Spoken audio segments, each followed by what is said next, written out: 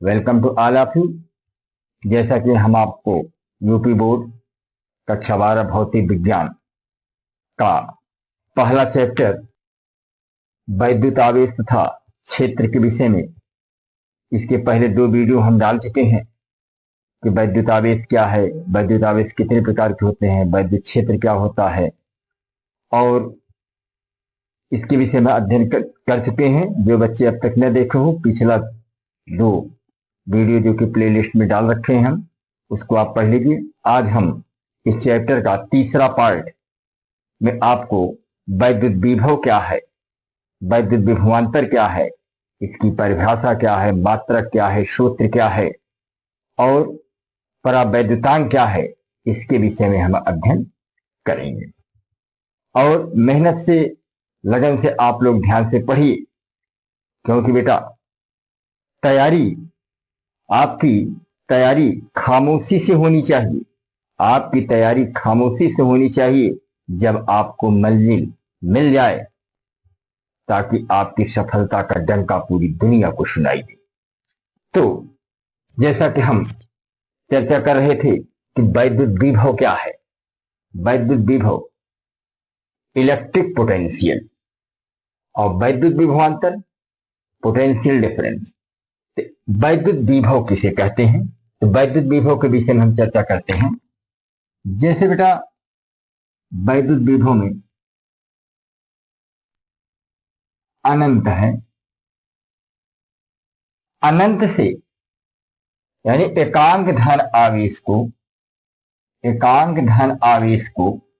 अनंत से वैद्युत क्षेत्र के भीतर, एकांक धन आवेश को अनंत से वैद्युत क्षेत्र के भीतर किसी बिंदु तक लाने में किया गया कार्य वैद्युत विभव कहलाता है। और इसे भी से निरूपित करते हैं, यानी आप कह सकते हैं कि V बराबर W/Q। इस सूत्र से हम आसानी से वैद्युत विभव की परिभाषा बेटा हम बना सकते हैं। कैसे बना सकते हैं? एकांक धन आवेश को अनंत से वैद्युत क्षेत्र के भीतर किसी बिंदु तक लाने में किया गया कार्य ही वैद्युत विभव कहलाता है। इसे भी से प्रदर्शित करते हैं। तो हम इसकी परिभाषा लिख लेते हैं। वैद्युत विभव की परिभाषा क्या है? तो आप वैद्युत विभव की परिभाषा इसे लिख सकते हैं, बहुत आसान है। वैद्युत विभव इलेक्ट्रिक पोटेंशियल, इलेक्ट्रिक पोटेंशियल वैद्युत विभव क्या है? हमने क्या कहा कि एकांक धन आवेश को, क्या बता बेटा? एकांक धन आवेश को, एकांक धन आवेश को, एकांक धन आवेश को अनंत से वैद्युत क्षेत्र के भीतर, वैद्युत क्षेत्र के भीतर या वैद्युत क्षेत्र के भीतर किसी बिंदु तक, किसी बिंदु तक लाने में किया गया कार्य वैद्युत विभव कहलाता है। वैद्युत विभव कहलाता है। क्या होता है बेटा? एकांक धन आवेश को अनंत से वैद्युत क्षेत्र के भीतर किसी बिंदु तक लाने में किया गया कार्य क्या कहलाता है? वैद्युत विभव कहलाता है। इसे भी से निरूपित करते, इसे भी से प्रदर्शित करते हैं या निरूपित करते हैं। यानी इसका सूत्र क्या बेटा, V बराबर W/Q। यानी इस सूत्र के माध्यम से भी आप वैद्युत विभव की परिभाषा बना सकते हैं। कैसे बना सकते हैं कि एकांक धनावेश को अनंत से वैद्युत क्षेत्र के भीतर किसी बिंदु तक लाने में किया गया कार्य ही वैद्युत विभव कहलाता है। अब इसके मात्रक की बात करते हैं, वैद्युत विभव का मात्रक क्या होता है। तो वैद्युत विभव का मात्रक, तो वैद्युत विभव का मात्रक अगर हम निकालें तो कैसे निकालेंगे, वैद्युत विभव का मात्रक तथा बीमा, इनके विषय में हम चर्चा करते हैं कि वैद्युत विभव की मात्रक कैसे ज्ञात करते हैं और इसकी बीमा हम कैसे निकालते हैं। देखिए, मात्रक की बात करते हैं तो मात्रक अगर निकालें तो V बराबर सूत्र क्या है, यहां पर W/Q। W क्या है, कार्य है। कार्य का मात्रक क्या होता है, जूल, और Q क्या है, आवेश। आवेश का मात्रक क्या होता है, कूलॉम। यानी इसका मात्रक क्या हुआ, जूल प्रति कूलॉम। क्या मात्रक हुआ बेटा, जूल प्रति कूलॉम। इसका एक मात्रक और भी होता है, वोल्ट। इसका एक मात्रक और भी क्या होता है, वोल्ट। इसका एक मात्रक वोल्ट भी है। अब इसकी बीमा की बात करते हैं, बीमा कैसे ज्ञात करते हैं। तो वैद्युत विभव की बीमा की बात करते हैं तो बीमा बहुत ही आसान है। बीमा इतना आसान है निकालना कि आप कक्षा 11th में पढ़े होंगे बीमा कैसे निकाला जाता है। तो सूत्र जो है V बराबर क्या है, W/Q। अब यहाँ पे इसकी बीमा अगर हम निकालेंगे कि वैद्युत विभव की बीमा, तो W क्या है, कार्य है। कार्य का बीमा क्या होता है, mL² T−2। और Q क्या है बेटा, आवेश। आवेश की बीमा क्या होती है, AT। अब इसके भी पावर 1 है, इसके भी पावर 1 है। अब यहाँ पे mL² T⁻²। अब A ऊपर जाएगा, 1 पावर -1 हो जाएगा, और T भी ऊपर जाएगा तो T की पावर -1 हो जाएगी। यानी mL², यहाँ देखे T की घात -2 है, 1 माइनस और इसमें जुड़ जाएगा तो T की पावर -3 और 1 पावर -1। यह हुआ वैद्युत परिभाषा।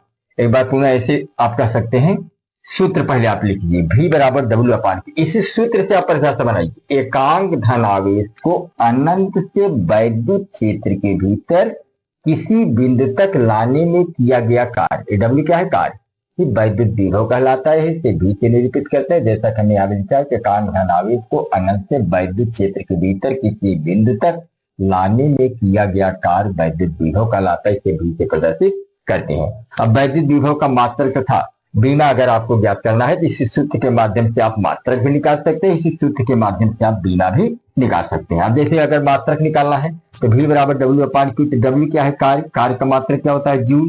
Q क्या है, आवेश। आवेश का मात्रक क्या होता है, कूलॉम। इसको चूंकि बटी में है इसलिए हम इसको लिख सकते हैं जूल प्रति कूलॉम। इसकी एक बीमा और होती है जिसे हम वोल्ट कहते हैं। अब इसकी बीमा अगर निकालना है, इसकी बीमा निकालना है तो इसकी बीमा कैसे निकले, V बराबर क्या होता है, W/Q। W क्या है, कार्य है। कार्य का मात्रक, कार्य की बीमा क्या होती है, mL² T−2। और Q क्या है, आवेश। आवेश की बीमा 1 पावर 1 और T की पावर 1, यानी AT आप कह लीजिए। अब ये 1 पावर 1 है और T की पावर 1 है, ऊपर जाएगा तो माइनस हो जाएगा। तो mL² T की पावर -2 और A ऊपर गया, 1 पावर 1 है, ऊपर जाएगा तो -1 हो जाएगा। T की पावर 1 यहाँ प्लस है, ऊपर जाएगा माइनस हो जाएगा। तो यह वैसे हुआ, L² वैसे हुआ। देखिए T की घाते -2 है, T की घाते -1 है, 2 1 3 हुआ, 1 पावर, ये हुआ बीमा।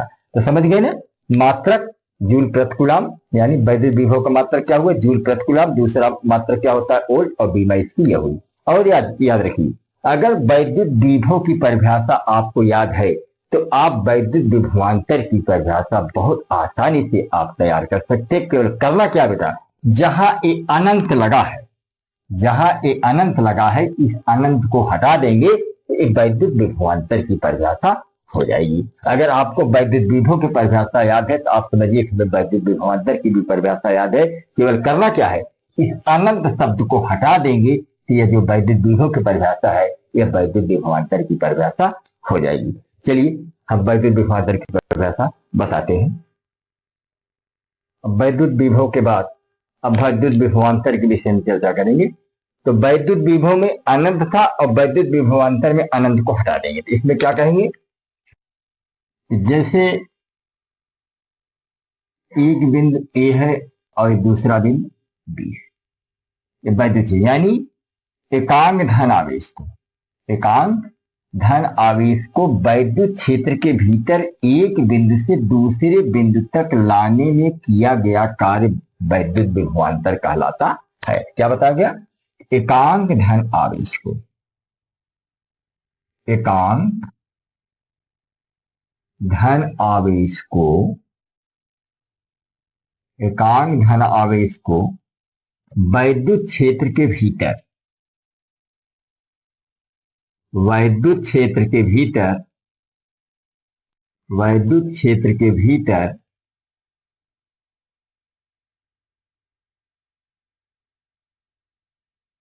एक बिंदु से, एक बिंदु से दूसरे बिंदु तक लाने में किया गया कार्य, किया गया कार्य वैद्युत विभवांतर कहलाता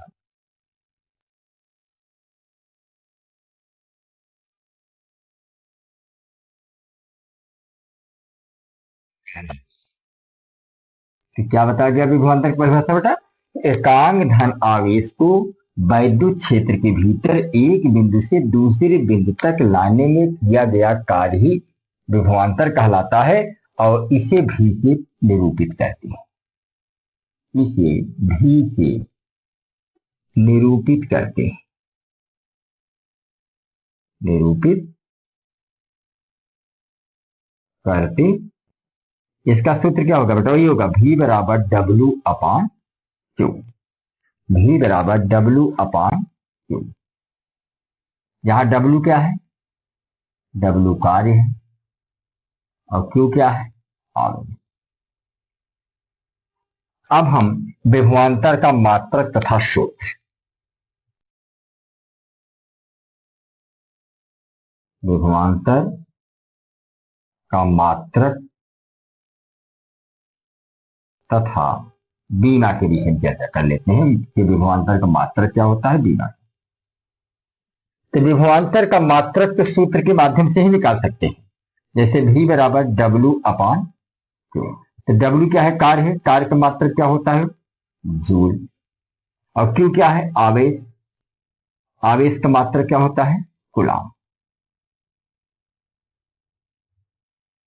यानी आप कह सकते विभवांतर की मात्रक क्या हुआ, जूल प्रति कूलाम, जूल प्रति कूलाम। इसका एक मात्रक और भी होता है, वोल्ट। इसका एक मात्रक क्या होता है, वोल्ट। अब इसकी बीमा, विभवांतर की बीमा, विभवांतर की बीमा कैसे निकालेंगे। विभवांतर की बीमा भी बहुत आसान है, केवल आप सूत्र के माध्यम से इसकी बीमा निकाल सकते हैं। V बराबर क्या होता है, W अपान Q। W क्या है, कार्य, कार्य की बीमा क्या होगी, यम एल स्क्वायर टी की पावर -2 और Q आवेश है, इसकी बीमा क्या होगी, 8। बीमा को हमेशा बड़े कोष्ठक लिखते हैं। अब यम एल स्क्वायर वैसे है, टी की पावर -2 है। अब एक पावर देखिए यहाँ एक है और टी की पावर भी एक है, दोनों ऊपर जाएंगे, नीचे प्लस से ऊपर जाएंगे तो माइनस हो जाएंगे, तो यहाँ एक पावर -1 हो जाएगा और टी की पावर भी -1 हो जाएगा। अब यम एल स्क्वायर देखिए, टी की पावर -1, टी की पावर -1, 2 1 3, टी की पावर -3 और एक पावर -3। यह हुआ विभवांतर की बीमा। तो विभवांतर की बीमा क्या हुई, यम एल स्क्वायर टी की पावर -3 एक पावर -1। तो समझ गए, एकांक धन आवेश को वैद्युत क्षेत्र के भीतर एक बिंदु से दूसरे बिंदु तक लाने में किया गया कार्य विभवांतर कहलाता है और इसे भी से निरूपित करते हैं। इसका मात्रक जूल प्रति कूलाम या वोल्ट होता है और विभवांतर की गुना ml² T⁻³ चलिए हम माध्यम के का परावैद्युतांक क्या होता है इसकी विषय में चर्चा करेंगे। परावैद्युतांक क्या, तो माध्यम का परावैद्युतांक की परिभाषा अगर बनाना आप सीख जाएंगे तो इसको रटने की जरूरत नहीं है। अगर आपको सूत्र याद हो, जैसे माध्यम का परावैद्युतांक के बराबर सूत्र होता है ε/ε0। एप्सिलॉन क्या है, माध्यम की निरपेक्ष वैद्युतशीलता, और ε0 क्या है, निर्वात या हवा में वैद्युतशीलता। आप क्या कर सकते हैं, किसी माध्यम में निरपेक्ष वैद्युतशीलता तथा निर्वात में या हवा में वैद्युतशीलता का जो अनुपात होता है, क्योंकि बटे में बेटा इसलिए इसे क्या कहेंगे, अनुपात, के अनुपात को हम क्या कहते हैं, माध्यम का परावैद्युतांक। तो आप इसकी परिभाषा कैसे बनाएंगे सूत्र के माध्यम से, कि किसी माध्यम की निरपेक्ष वैद्युतशीलता, किसी माध्यम की निरपेक्ष वैद्युतशीलता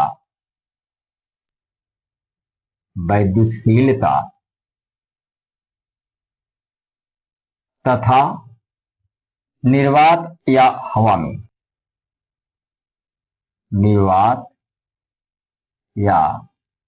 हवा में वैद्युतशीलता, क्योंकि बटे में बेटा इसलिए इसको हम अनुपात कहेंगे, वैद्युतशीलता का अनुपात, माध्यम का अनुपात ही माध्यम का परावैद्युतांक कहलाता है। परावैद्युतांक कहलाता है। इसे बेटा के से निरूपित करते हैं, इसे के से निरूपित करते हैं। अर्थात इसका सूत्र तो हम ऊपर बता भी दिए हैं कि के बराबर ε/ε0। देखिए इसका कोई मात्रक नहीं होता, माध्यम के परावैद्युतांक का कोई मात्रक नहीं होता, इसका कोई मात्रक नहीं होता, इसका कोई मात्रक या बीमा नहीं।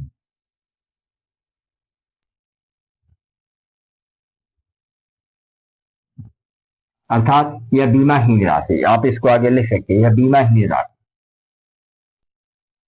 यह बीमाहीन राशि।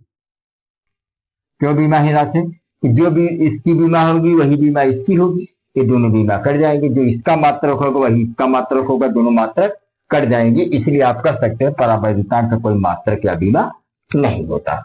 फिर अब हम